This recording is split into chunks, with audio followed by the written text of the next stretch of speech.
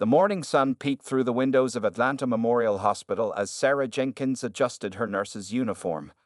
At 32 years old, she had already spent 8 years working in the rehabilitation wing, helping patients recover from various injuries and conditions. Her dark skin glowed with warmth as she smiled at her reflection in the break room mirror, fixing her neatly braided hair before starting another busy day. Sarah loved her job, even though some days were harder than others. She believed that every patient had a story, and helping them through their recovery journey gave her life meaning. Her mother often asked why she hadn't married yet, but Sarah always said the same thing. "The right person hasn't come along, Mama." That Tuesday morning seemed like any other. Sarah went through her usual routine, checking patient charts and giving morning medications. But everything changed when she reached room 405. The patient file read Michael Thompson, 35, spinal cord injury, T10 level. He had been transferred from another hospital the previous night. When Sarah entered the room, she found a man sitting in a wheelchair by the window. He turned around, and their eyes met. Michael had kind brown eyes and a gentle smile that made the corners of his eyes crinkle.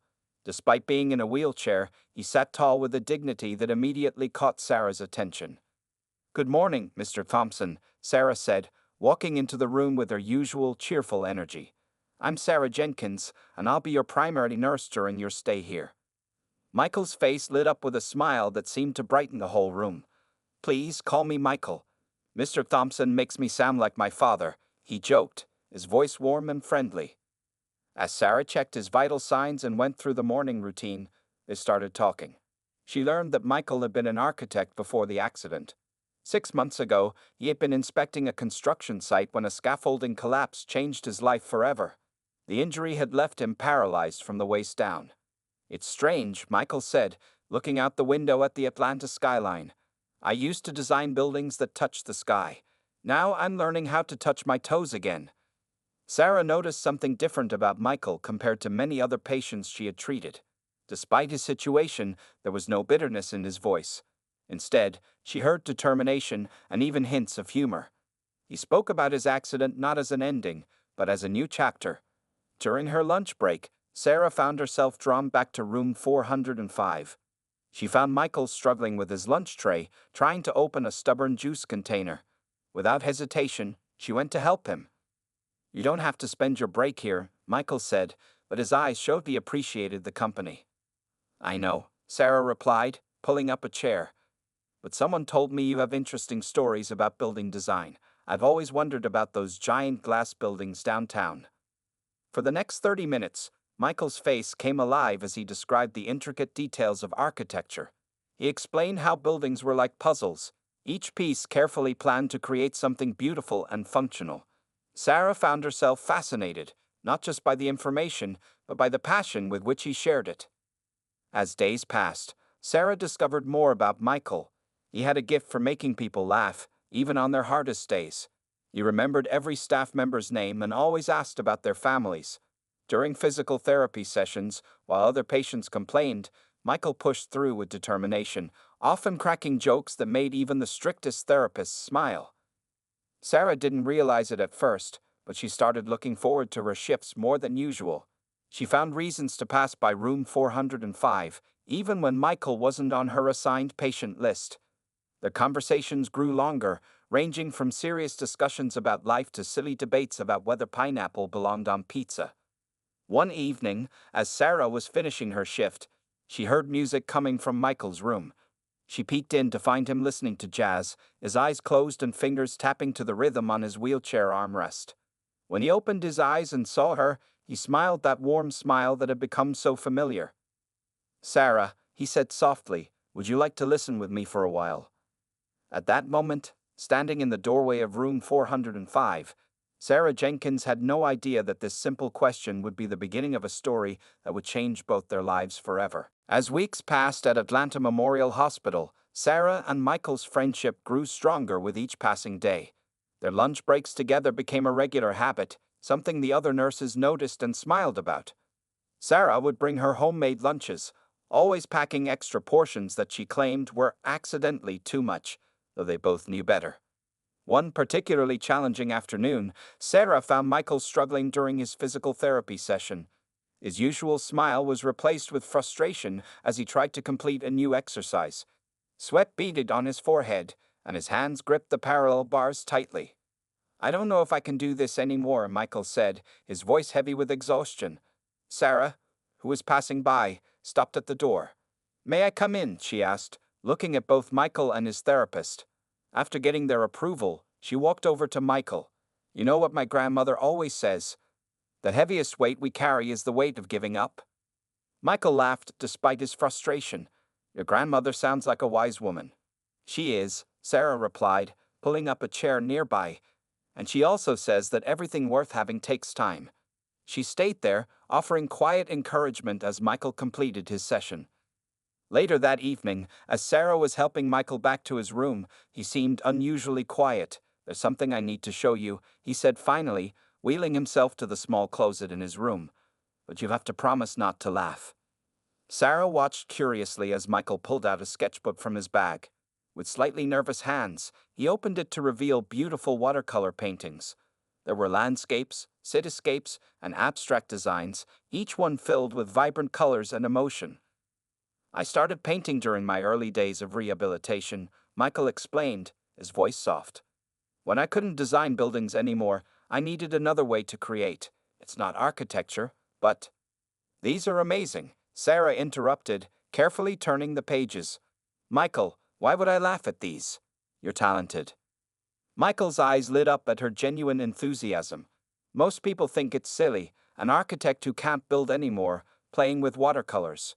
"It's not silly at all," Sarah said firmly. "It's beautiful. You're still creating, just in a different way." That moment marked a turning point in their relationship. Michael began sharing more of his artwork with Sarah, and she started bringing him new art supplies during her breaks. They would spend time together as he painted, talking about their hopes and dreams. However, not everything was smooth sailing. One day, Sarah overheard two other nurses whispering in the break room. "She's spending too much time with that patient," one said. "It's not professional." "And he's in a wheelchair," the other added. What kind of future could they have? Sarah's heart pounded as she listened, but instead of feeling shame, she felt anger.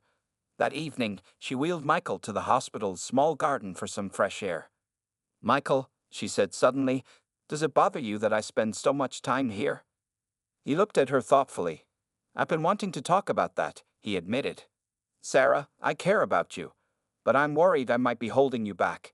You deserve someone who can dance with you, who can—" "Stop right there," Sarah interrupted. "Do you know what I deserve? Someone who makes me laugh, someone who sees the beauty in life even when things are hard. Someone who creates beautiful art and tells amazing stories. Someone like you." Michael's eyes glistened with tears. "But I can't give you a normal life." "Who wants normal?" Sarah smiled, taking his hand. "I want real, and this, right here, feels real to me." They sat in comfortable silence as the sun set, casting orange and pink shadows across the garden. Michael squeezed Sarah's hand gently, and in that moment, both of them knew that what they had was worth fighting for. That night, as Sarah drove home from her shift, she couldn't stop smiling. Her phone buzzed with a message from Michael, a photo of a new painting he'd just finished. It showed two people sitting in a garden, watching the sunset. Below it, he'd written, "Thank you for helping me see the beauty again." Sarah realized that sometimes the strongest bonds are formed not despite obstacles, but because of them. The journey wouldn't be easy, but then again, the most meaningful things in life rarely are. Sarah spent 3 days gathering the courage to tell her parents about Michael.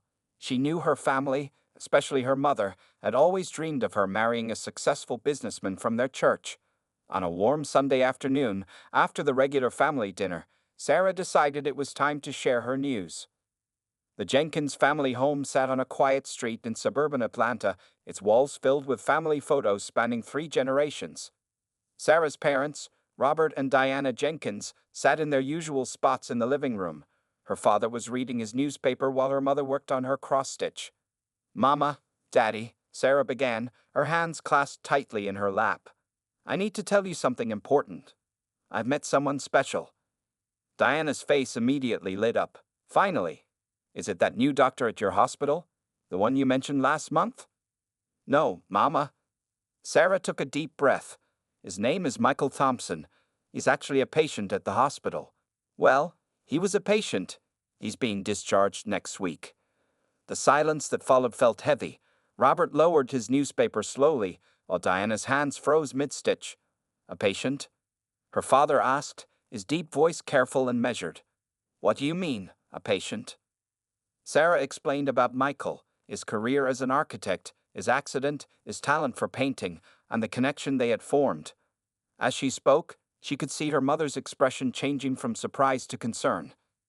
Sarah Jenkins, Diana interrupted, are you telling me you're dating a disabled white man? Mama, his disability doesn't define who he is, Sarah defended. And yes, he's white, but that shouldn't matter in 2024. Shouldn't matter? Diana stood up, her cross-stitch falling to the floor. Have you forgotten how hard your father and I worked to give you opportunities? We didn't send you to nursing school so you could throw your life away taking care of a man who can't even walk. Diana, Robert warned, but his wife continued. What about children? Have you thought about that? What about your future? The strain of being a caregiver will wear you down, and what will people at church say? Sarah felt tears burning in her eyes, but she kept her voice steady. I'm not throwing my life away, Mama. I'm falling in love with an amazing man who makes me happier than I've ever been. Robert cleared his throat. Have you met his family? Sarah nodded. Yes, that's what I wanted to tell you too. They've invited all of us to dinner next Saturday. The following weekend, the Jenkins family found themselves pulling up to the Thompson family home in Buckhead. Michael's parents, James and Margaret Thompson, greeted them at the door with warm smiles. Michael waited in the living room, nervous but determined to make a good impression. To everyone's surprise, it was Diana who broke the initial tension. She noticed one of Michael's paintings hanging on the wall, a beautiful landscape of the Atlanta skyline. Did you paint this? She asked, studying the details. Yes, ma'am, Michael replied. Art has become my new way of creating since the accident. Margaret Thompson jumped in. He's always been creative. Even as a little boy, he was either drawing buildings or trying to build them with his blocks. As the evening progressed, the two families found themselves sharing stories and laughing together. James Thompson, a retired judge, and Robert Jenkins discovered they both loved jazz music. The mothers exchanged recipes, with Margaret particularly interested in Diana's famous sweet potato pie. However, when Michael and Sarah stepped out onto the patio for a moment alone, they could hear their mothers' voices rising from the kitchen. He seems like a lovely young man, Diana was saying, but have you really thought about their future? The challenges they'll face? The only challenge I see, Margaret replied firmly, is people who can't see past their prejudices to recognize true love. Sarah squeezed Michael's hand, fighting back tears. They'll come around, she whispered, though uncertainty tinged her voice. They will, Michael assured her, pulling her close, because what we have is worth fighting for. And if they don't, well, we'll make our own happiness. That night, as the Jenkins family drove home, Diana was unusually quiet. Finally, she spoke. He has good manners, she admitted reluctantly. And his paintings are beautiful. Sarah smiled in the darkness of the car. It wasn't acceptance, not yet, but it was a start. 3 months after the family dinner, Michael had a secret plan brewing. He had been working with Lisa, his physical therapist, to access the hospital's rooftop garden after hours. The same garden where he and Sarah had shared so many important moments during his recovery. Though he was no longer a patient, many staff members still welcomed him warmly when he visited Sarah during her breaks. Are you sure about this? Lisa asked as she helped Michael set up his easel on the rooftop. The Atlanta skyline glittered behind them in the early evening light. More sure than I've ever been about anything, Michael replied, carefully arranging his paintings. He had spent weeks preparing for this moment, creating a series of special artworks that told their love story. Sarah was working her usual evening shift, completely unaware of what was about to happen. At exactly 7:30 p.m., Lisa went down to the rehabilitation wing. Sarah, Lisa called out, trying to keep her voice casual. There's something on the roof that needs your attention. Something about a leak near the garden. Sarah looked confused. A leak? Shouldn't maintenance handle that? They asked for a nurse's opinion first, Lisa said quickly. You know how the administration is about budgets these days. Still puzzled, Sarah made her way to the roof.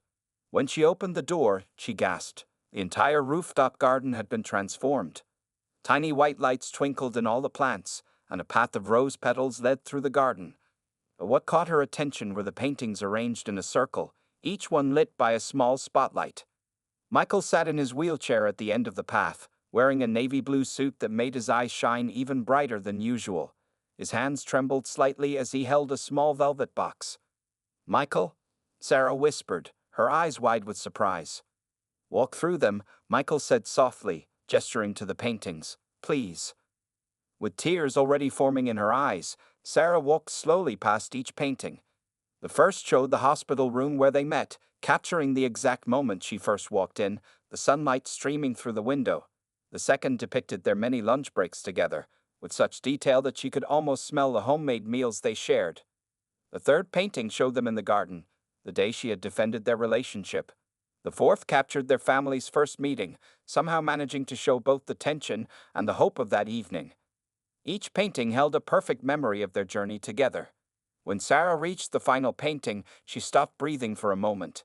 It showed a future scene, an image of them together, sitting on a porch swing, gray-haired but still looking at each other with love. In the background, children played in a garden, and a house that perfectly blended Michael's architectural style with Sarah's love of cozy spaces stood proudly. Sarah Jenkins. Michael's voice was full of emotion as he wheeled himself forward.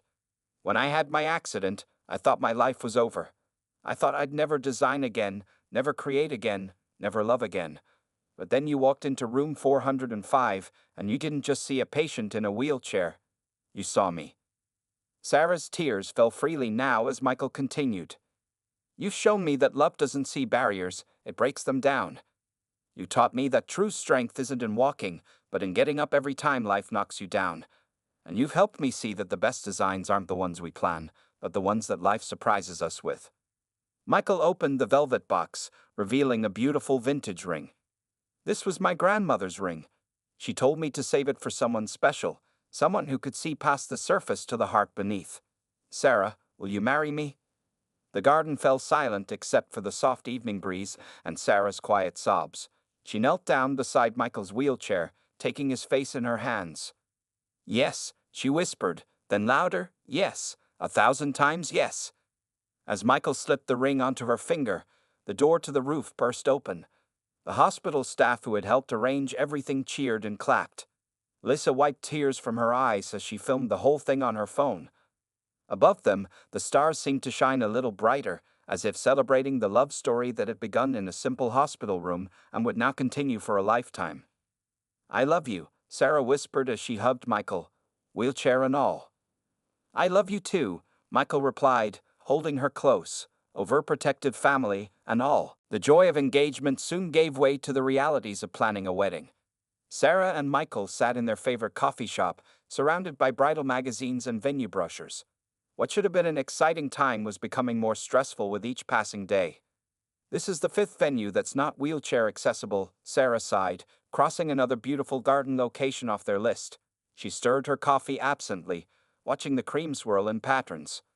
Michael reached across the table and took her hand. "We'll find the right place. Maybe we're just looking in the wrong direction." Their conversation was interrupted by Sarah's phone ringing. It was her mother, Diana, calling for the third time that day. "Sarah, I've been thinking." Diana's voice came through the speaker. "Pastor Williams said the church would be happy to host the wedding. They just installed a new ramp at the side entrance." "The side entrance?" Sarah repeated, her voice tight. "Mama, I'm not having my future husband enter our wedding through a side door like he's a secret we're trying to hide." Michael squeezed her hand, silently telling her it was okay, but Sarah stood firm. Later that week, they visited Michael's physical therapist, Dr. Anderson, for his regular session. While Michael worked on his exercises, Sarah noticed him having an intense conversation with the therapist. Whenever she came closer, they would quickly change the subject. "Is everything okay?" she asked during the drive home. "Everything's perfect," Michael answered with a mysterious smile. "Just discussing some new therapy techniques." The challenges didn't end with the venue. When they finally found a beautiful, fully accessible hotel ballroom, new problems arose. Sarah's Aunt Regina, who had always been vocal about her opinions, called Diana daily with her concerns. "I heard from Regina again," Diana told Sarah during their weekly lunch. "She thinks you're making a mistake. She says marriage is hard enough without adding extra challenges." Sarah put down her fork, her patience wearing thin. "Mama, do you know what the real challenge is? Having people constantly tell us what we can't do instead of supporting what we can do." Diana looked at her daughter for a long moment. "You really love him, don't you?" "More than anything," Sarah replied softly. That evening, to Sarah's surprise, Diana showed up at her apartment with a stack of wedding planning books and a determined expression. "If we're doing this," Diana announced, "we're doing it right. Now, tell me your ideas for the ceremony." As weeks passed, more family members began to come around. Michael's artistic talent proved invaluable in designing their wedding invitations, each one featuring a small watercolor painting of their chosen venue. Even Aunt Regina had to admit they were quite lovely. However, Michael seemed increasingly distracted. He spent extra hours at physical therapy, often coming home exhausted. When Sarah expressed concern, he would smile and say he was just trying to stay healthy for their big day. One afternoon, while trying on wedding dresses with her mother and future mother-in-law, Sarah overheard Margaret Thompson on the phone with Michael. "Yes, son, everything's on track," Margaret whispered. "Dr. Anderson says you're making remarkable progress. Just don't push yourself too hard." Sarah pretended not to hear, but her heart raced with curiosity and concern. What was Michael planning? The biggest surprise came when they met with their wedding coordinator, Jessica. As they discussed the ceremony details, Michael insisted on certain timing requirements that seemed oddly specific. "We need exactly 3 minutes between the music starting and Sarah's entrance," he said firmly. "And the aisle needs to be at least 5 feet wide." Jessica looked confused, but made the notes. Sarah raised an eyebrow at Michael, but he just winked at her. That night, as they sat on their apartment balcony looking at the stars, Sarah asked, "Are you going to tell me what you're planning?" Michael smiled and kissed her hand, right above her engagement ring. "Just trust me, some surprises are worth waiting for." Sarah leaned her head on his shoulder, realizing that maybe all these wedding planning challenges were teaching them something important. Their love story had never been conventional, so why should their wedding be any different? Each obstacle they overcame just made their bond stronger. "I trust you," she whispered, and she meant it with all her heart. The morning of October 15th arrived with perfect weather, as if even nature was celebrating Sarah and Michael's special day. Sarah stood in the bridal suite of the Grand Atlanta Hotel, surrounded by her bridesmaids and family. Her white dress sparkled in the morning light, its design carefully chosen to complement both her style and the wheelchair-friendly venue. "Something feels different about today," Sarah's best friend Tracy said as she helped adjust the veil. "There are so many cars in the parking lot, and I saw people I don't recognize checking in at the front desk." Diana Jenkins walked into the room carrying a small blue box. "Sarah, honey, this arrived for you from Michael." Her mother's eyes were already misty, a big change from her initial resistance to the wedding. Sarah opened the box with trembling hands. Inside was a small, beautifully painted portrait of her in her nurse's uniform, the day they first met. A note attached read, "You walked into room 405 and changed my life forever. I can't wait to see you walk down the aisle. All my love, Michael." Meanwhile, in another part of the hotel, Michael was in his own preparation room.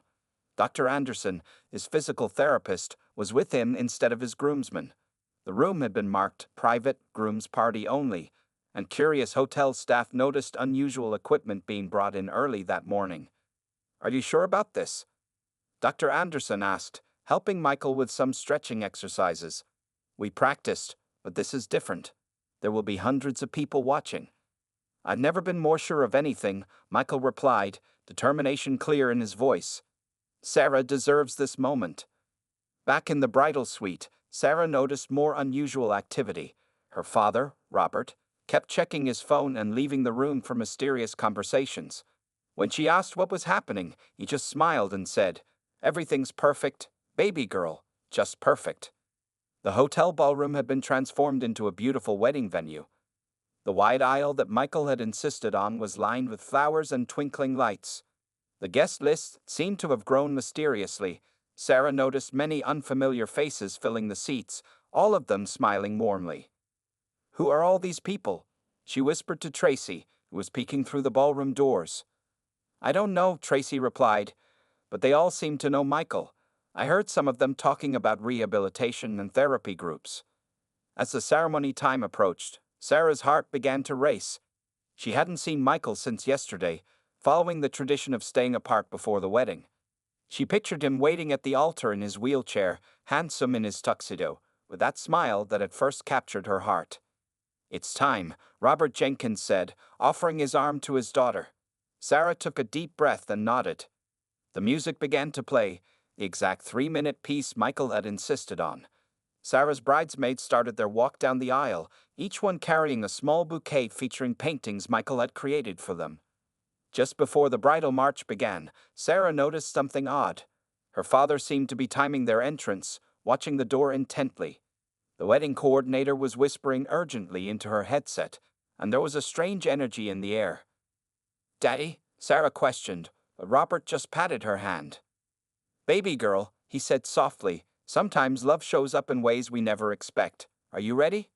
Sarah nodded, clutching her bouquet tightly. The bridal march began to play, and the doors to the ballroom opened wide. The guests rose to their feet, turning to watch her entrance. But something was different. There was movement at the altar that Sarah couldn't quite see from her position. The mysterious guests were all leaning forward in anticipation, some with tears already in their eyes. "Wait just a moment," her father whispered, holding her back slightly.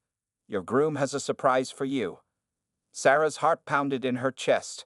What was Michael planning? What was this surprise that everyone seemed to know about except her?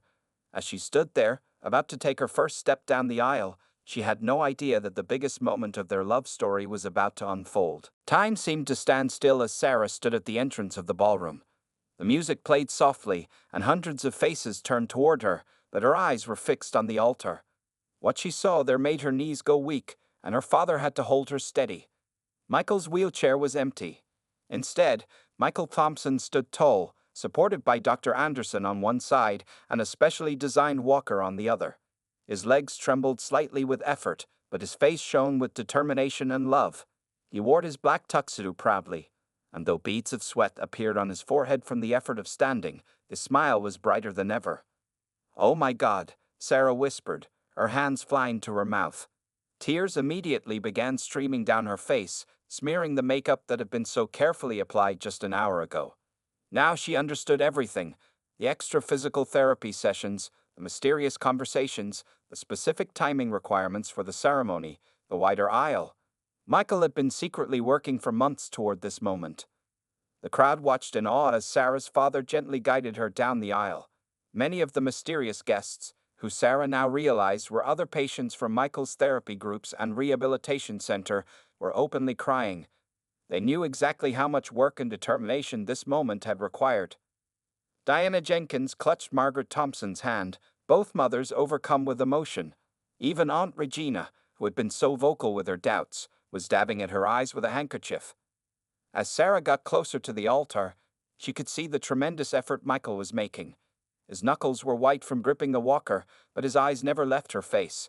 Each step she took toward him seemed to give him more strength to remain standing. When she finally reached him, Sarah started to speak, but no words came out. Her hands shook as she reached for him. "Surprise?" Michael said softly, his voice thick with emotion. "I wanted to stand beside you as your equal on our wedding day." Dr. Anderson helped Michael maintain his balance as Sarah's father placed her hand in Michael's. The minister had to wait several minutes for the emotional couple and their guests to compose themselves before beginning the ceremony. "Dearly beloved," the minister began, "we are gathered here today to witness not just the union of two hearts, but the triumph of love over every obstacle, of determination over adversity, and of hope over doubt." Throughout the ceremony, Michael remained standing, though Sarah could see the effort it took. She held his hand tightly, lending him her strength, just as he had drawn on her support throughout their journey together. When it came time for the vows, Michael spoke first, his voice growing stronger with each word. "Sarah Jenkins, when I first met you, I was a broken man learning to live a new life. You saw past my wheelchair to the person inside. You believed in me when I had stopped believing in myself. Today, I stand before you, literally stand, because your love gave me the strength to do what everyone said was impossible. Sarah could barely see through her tears as she delivered her own vows. Michael Thompson, you taught me that love isn't about what a person can or cannot do. It's about who they are in their heart. You've shown me that with enough determination, any barrier can be overcome. I fall in love with you more every day, and I promise to keep falling in love with you for the rest of our lives. When the minister pronounced them husband and wife, Michael leaned forward, one hand still on his walker, and kissed his bride. The ballroom erupted in applause and cheers. Dr. Anderson and Sarah's father both had tears running down their faces. As they turned to face their guests, Michael whispered, "I can't walk back down the aisle. That was all the strength I had." "Then we'll roll out together," Sarah said with a radiant smile, helping him back into his wheelchair. "Just like we'll do everything else in life, together." The newlyweds made their way back down the aisle, Sarah walking proudly beside Michael's wheelchair, both of them beaming with joy. Their exit music played triumphantly as rose petals showered down around them, celebrating not just their marriage, the power of love to overcome any challenge. The hotel ballroom had been transformed for the reception, with twinkling lights creating a magical atmosphere. As guests filed in, Sarah and Michael finally learned the identity of the mysterious attendees who had filled many of the seats during their ceremony. They were people whose lives Michael had touched during his rehabilitation journey, other patients who had found hope in his determination, medical staff who had supported his secret mission to stand at his wedding, and members of his therapy support group who had cheered him on during countless difficult sessions. "You inspired me to keep trying," said James, a young man who had recently started his own rehabilitation journey. He approached their table in his wheelchair, tears still visible in his eyes. "When you told us in group therapy what you were planning for your wedding day, it gave me hope for my own future." Sarah squeezed Michael's hand under the table, overwhelmed by the impact her husband had on so many lives without her even knowing. The reception was filled with these moments, people coming up to share their stories, each one revealing a different piece of Michael's journey. Diana Jenkins, who had once been so opposed to their relationship, stood up to give her speech. Her voice trembled as she addressed the crowd. "When Sarah first told me about Michael, I saw only the challenges," she admitted. "But today, I saw a man who literally stood up against all odds because of his love for my daughter. I've never been more happy to be wrong about something in my life." The crowd laughed and applauded. Michael's mother, Margaret, followed with her own speech. "Love doesn't see color, and it certainly doesn't see disabilities," she said. "It sees the heart, and these two have shown us all what it means to have hearts of gold." As the evening progressed, the moment everyone had been waiting for arrived, the first dance. Sarah and Michael had practiced this moment carefully, with help from their physical therapist. Michael remained in his wheelchair, but they had choreographed a beautiful dance that incorporated both wheelchair movements and Sarah's steps. They glided across the dance floor to That Last by Etta James, moving in perfect harmony. Sarah occasionally sat in Michael's lap as he spun them around, then would stand and twirl beside him. Their dance showed everyone that love finds its own way to express itself. "Look at what you've created," Michael whispered to Sarah during their dance, nodding toward the crowd. Around the room, other couples had joined them on the dance floor, some in wheelchairs, some not, all moving to the music in their own unique ways. Later in the evening, Dr. Anderson approached them with a gift, a photo album.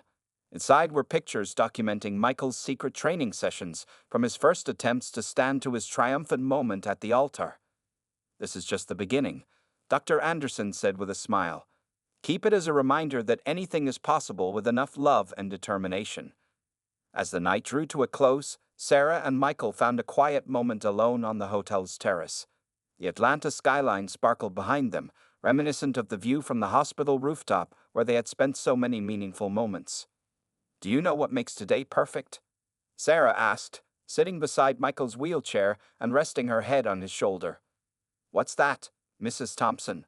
Michael replied, still getting used to using her new name. "Not the fact that you stood at the altar, amazing as that was," she said softly, "but the fact that you tried. That you believed in us enough to work so hard for that moment. That's what makes you the perfect husband, wheelchair or not." Michael pulled her closer, kissing her forehead. "And that's what makes you the perfect wife, seeing the strength in me even when I couldn't see it myself. Inside, their guests were still celebrating, their joy echoing into the night. But for Sarah and Michael, this quiet moment marked the real beginning of their journey together. They had shown the world that love knows no boundaries, that challenges can become triumphs, and that sometimes the most beautiful stories are the ones that don't follow the usual path. As they gazed at the stars above Atlanta, they knew their story would continue to inspire others. Not because it was a fairy tale, but because it was real, complete with struggles, doubts, and victories, just like their love.